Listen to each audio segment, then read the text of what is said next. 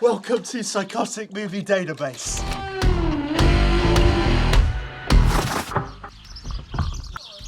Guys, there's a bird fight. There's birds fighting. Mother Nature is mucking about with us like hell. Luckily for me, we still have an old paddling pool which we haven't used for about 6 years.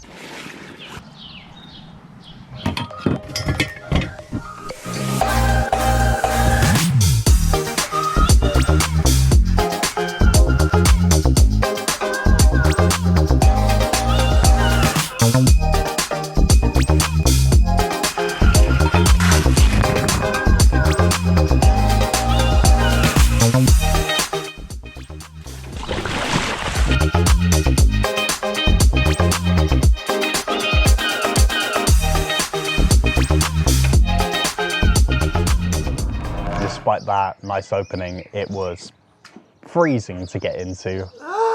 No, you still have to get your body under. It's not gonna work. You're still gonna freak out. No. I have this on camera. You are going to freak out. You can still see your body, so you have to go under the water. You were not. Your back was out.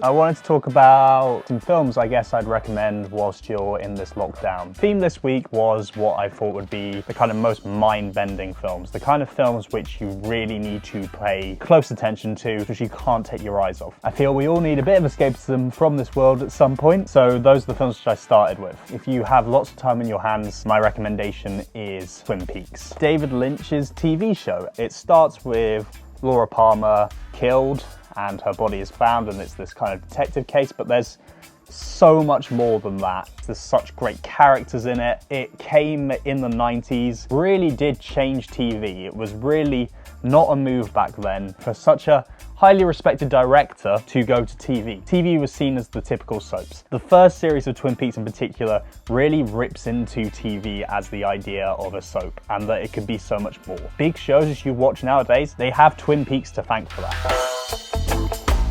The first film I don't have on DVD actually, I watched it on Now TV, was Sorry to Bother You.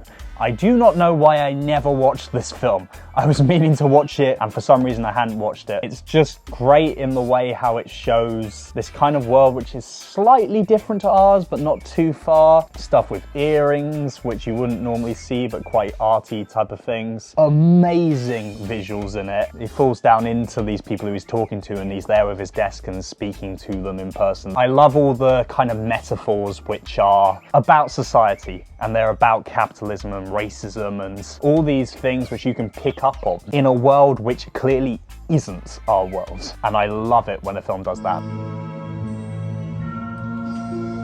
The next film which I watched after that was Being John Malkovich. At the beginning, it's very real, struggling to get the profession which he loves. And then it takes a turn. He goes and gets this job on floor 7.5. And they have to close this lift and then push it open onto this half floor.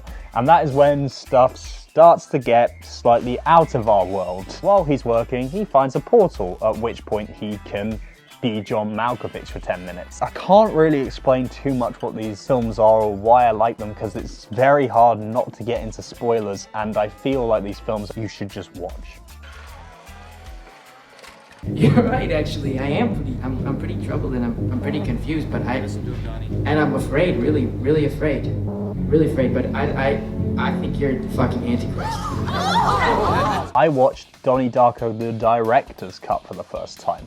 I love Donnie Darko. I used to watch it so much. I wasn't sure whether I prefer the director's cut or the normal one. I recommend if you have not watched Donnie Darko that you watch the original Donnie Darko and you watch that quite a few times before you decide to watch the director's cut. The original one leaves a lot more to interpretation and I think that's fun, and I think it is fun to interpret stuff, and that is why I would recommend that you watch that one first. After you've watched that one many times, you have your own interpretation and stuff, you can watch the director's cut, and the director's cut I think gives you more answers. The answers aren't disappointing, just to point out. As a character, Donnie Darko is clearly very intelligent. There is stuff which he understands so well but he's also looked at as a freak by so many people due to the fact that he is having supposed hallucinations and supposedly maybe schizophrenic. I think he's a very well-written character. I don't know how many people are going to find Donnie Darko relatable, although it would be interesting to actually hear. I find him extremely relatable, but obviously I'm a sufferer of psychosis. I would be really intrigued to find out how many people find him a very relatable character who aren't sufferers of psychosis. This part I'm going to talk about some of the ways I've been making money. I want to make it very clear I am not gambling, and I don't know if I really recommend this. It's really not a good idea to gamble at this time. If you are in need of some money and you know that you're not going to get addicted in any way to casino offers, here's how I do it.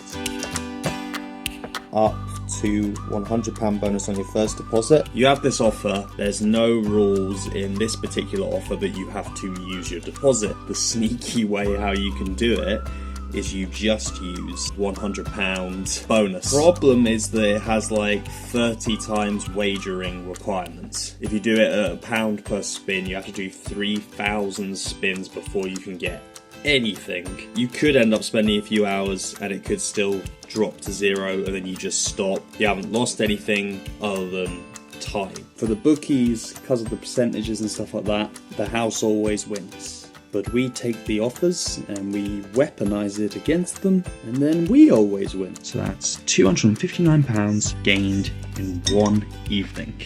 Cheers. I want to make it very clear I don't intend on doing this forever. It's a short-term advantage, and at the moment, I want to actually get a real job. So I was gonna try and grow this beard out. It was growing before lockdown, and it hasn't exactly formed into much, but I gotta take an ID photo, so I'm gonna shave.